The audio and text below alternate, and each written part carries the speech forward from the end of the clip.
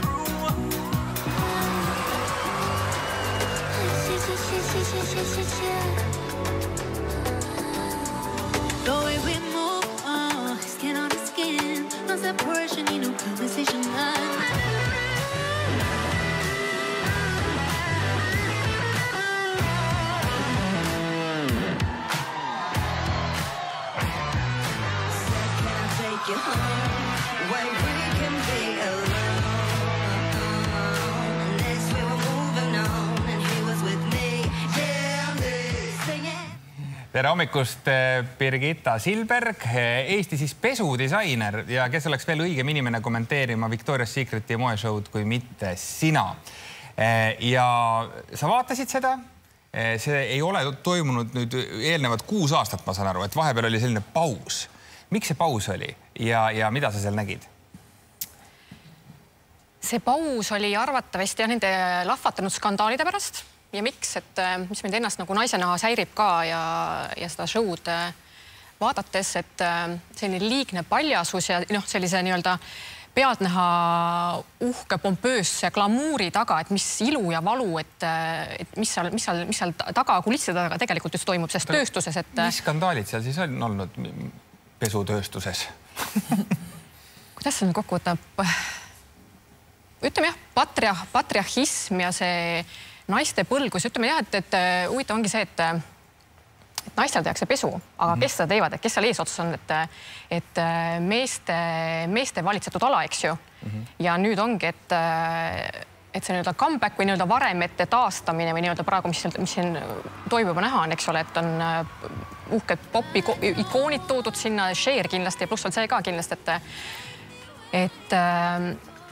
et meie ühiskonnas on justkui realiseerimise aeg naise vanusel, et kui mingisugune teatud mingid rollid on täidetud, mis meil on naistena, emadus, eks ja nii edasi. Et kui mingisugune nii-öelda bioloogilised kellad ja kui mingisugune vanus kukub, et siis justkui kõrval loistame ära, eks ju, ja samamoodi, kuidas need treeningud ja mida need naised peavad läbi elama, et saada sinna püünele üldse, eks ole, ja need uhked, et seal on oma sotsiaalne hierarhia, et kes saab nende uhkete tiivade kandjaks, eks ole, et see on ka selline tunnustamine selle eest, et mida nad on pidanud kannatama ja läbi elama selle nimel, et käia seal paljalt, eks ju. Niimoodi, et võtta riidest lahti, jah. Aga kui ma küsiksin hoopis niipidi, et miks tegelikult see kõik on ikkagi nii suurejooneline ja nii äge ja miks see show on nii tuntud? Et mis see tegelikult on toonud selle meeletu tuntuse ja tähelepanu? Ma ei tea, ühelgi teisel pesubrändil sellist kogu maailma kuidagi hõlmavat või kogu maailma tähelepanu hõlmavat show'd. Et kuidas Victoria's Secret on saavutanud selle? Eks seal on palju ilmselt neid elemente, nad kasutavad väga kuulsaid modelle alati. Seal on mingid laadi, kuidas on, ma ei oska nüüd sõnastada, mehed tulevad mehi, eks ju, et see on meeste mängud, et ilusad naised, ennast ümbritsed ilusta naistega, see tõstab meeste sotsiaalset staatust. Ja see ongi see, et kus sealt võib-olla käärima läks, et siuke nagu süüdimatus ja karistamatus ka, eks ole, et kuidas naisi ahistati, eks ju, ja need valede võrgud ja mis seal kõik olid püünis, et nii nägudelt ka nad on, kas seal on, ei ole seda naeratust, eks ju, et ma ei tea, mis nad läbi elanud seal, et ühesõnaga sa väidad, et isegi nüüd see värske show, see uus show, siin tegelikult sa näed seda sama vana jama. No see on niisugune varemete taastus ja et niisugune nagu vana rasva pealt, nad üritavad niimoodi, aga ongi, mis võtted kasutavad, nad on toonud, mida nad täiesti taunitud oli, eks ju, see keha positiivsus, siuksed nagu tüsedamad, vormikad volüümed, mis ongi tegelikult terve, sihuke naiselik elutervus, et ei ole niisugune näljutav, niisugune koonduslaagri, eks ju, kondikuubud, mida nad seal, ja pluss on see ka, et naisi tõritakse justkui meesteks, kohati nagu need boksiringid ja siuke nagu sõjaväeline, siuke nagu ettevalmistus, olümpias võiks öelda, et see on isegi modelli või siuke ilumaailma olümpia, et kõik võistlevad ilu nimel, et saada need tiivad, saada see. Et seal on siis, ma saan aru kokkuvõttes, et liiga palju on siis pingeid, et see asi ei ole enam mitte meelelahutus, vaid et ta on kuidagi selline, noh, ma ei tea, kogum erinevas võistlus erinevates asjades. Ta on toksiline, ma saan aru. See on vist see moodne sõna, mis tänapäeval kasutatakse. Toksiline maskuliinsus. Aga see on meeletu, seal on meeletut rahad taga, et see produktsioon, see ei ole nüüd pesu.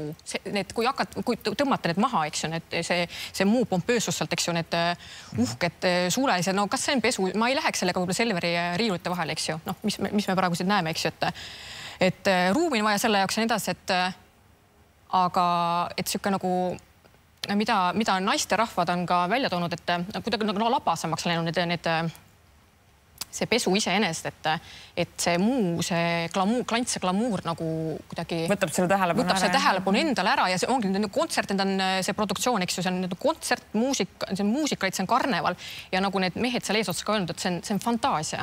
Et ongi see, et kellele tegelikult see on mõeldud, kas see on meestele või kas see on naistel, et justkui jah, siuke nagu women empowerment justkui näiliselt on, aga mis seal taga see valu on, et see on nagu kahetsusväärne. Aga tegelikult oled ka ju sina ise nii-öelda sama ala inimene ja sul on endal ka need samad väljakutsed kõik, et kuidas siis nii-öelda ühelt poolt teha midagi väga ilusat, mis peaks ju kõiki rõõmustama ja teiselt poolt siis kuidas mitte neid, ma ei tea, selle ilu kandjaid kuidagi siis alavääristada, et me saame tegelikult korraks minna natuke lähemale. Suled on ka majja toodud, ma vaatan. Koos meiega me saame natuke siis näha ja rääkida ka, et mis siin on kaasas. No ütleme nüüd jah, kostüümi kunstnikuna, kostüümi loojana. Et kui võrrelda selle nüüd selle pesutööstuseks ole, et selline jae ja nii edasi, et see on ikkagi selline käsitöö, see on helitava käsitöö masohhismiks, et see meeletu aeg ja tähelepanu, mis detailid on läinud, et kui siit nagu lähemalt võime näidata, vaadata ka, et kõik on käsitöö. Et see ongi mis see üldse on, mis me praegu vaatame? See on peakatte. Selge. See on peakatte. No ütleme, kui seal... Sul oleks sedasti vaja. Täpselt, mul oleks vaja, siis oleks soojem. Aga kas soovitagi proovida? Võime proovida vahe. No proovime seda korraks, jah, et miks mitte. Et võibolla ma siis oleks sellega isegi siin saate lõpuni nüüd, eks ole. Nii. Selline kaabu moodi. Korra. Kui ma nüüd vana indiaanlase tarkus tuleb minu seest nüüd välja. Indiaani sultan. Jaa.